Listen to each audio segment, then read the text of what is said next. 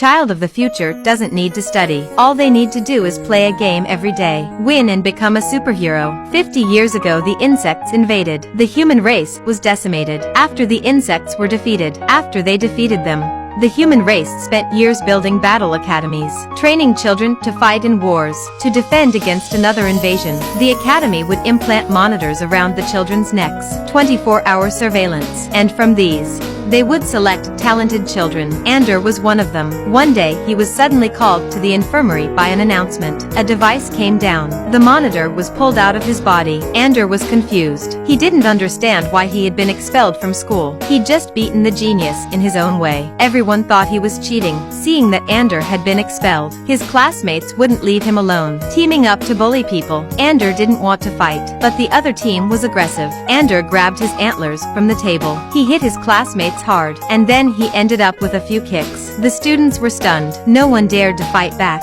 Andre returned home a disappointed man. He had failed everyone at home. The earth was overpopulated. Each family was only allowed one child, but his parents were Jewish. All their children were prodigies. His older brother was eliminated because of his brutality, and his sister was too kind to fight. And so F.N.A.W.S was born as the third child. He neutralized his brothers and sisters' personalities. He was cold but kind. His mother and father named him F.N.A.W.S. They wanted him to end the war. Everyone was feeling a bit down. Then a colonel from the International Fleet pays a surprise visit. The colonel asked Andy, why did he beat his classmate so hard after he surrendered?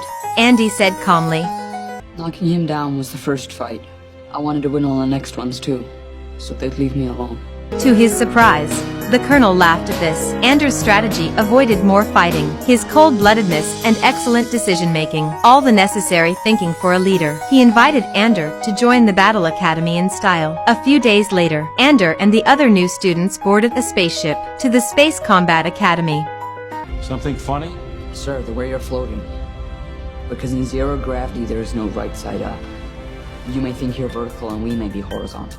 No one had ever made that observation before. The colonel complimented F.N.A.W.S greatly, but it wasn't kind. These compliments would have caused jealousy among the students, and so isolated Andre. Andre could only believe in himself, relying on himself. That's what the colonel was trying to do. The students started to target F.N.A.W.S, letting him sleep alone by the door. Soon the first training session began. Everyone changed into combat gear. If you open this door, you will enter a weightless space.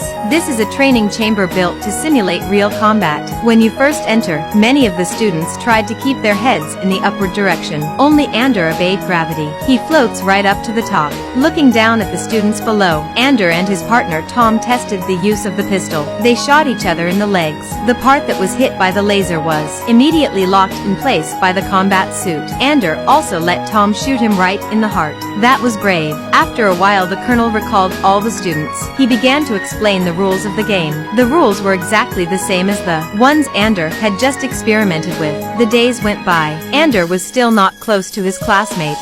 The letters he sent to his sister were intercepted. He lost all contact with his family. After learning that no one else had received a letter back either, Andre was brave enough to speak to his instructors. He said what was on everyone's mind, even if he was physically punished by the instructor. He also demanded an answer. Another time, F.N.A.W.S volunteered to help a classmate who was being bullied in class. His justice and kindness gradually impressed his classmates. Someone started to share a table with him.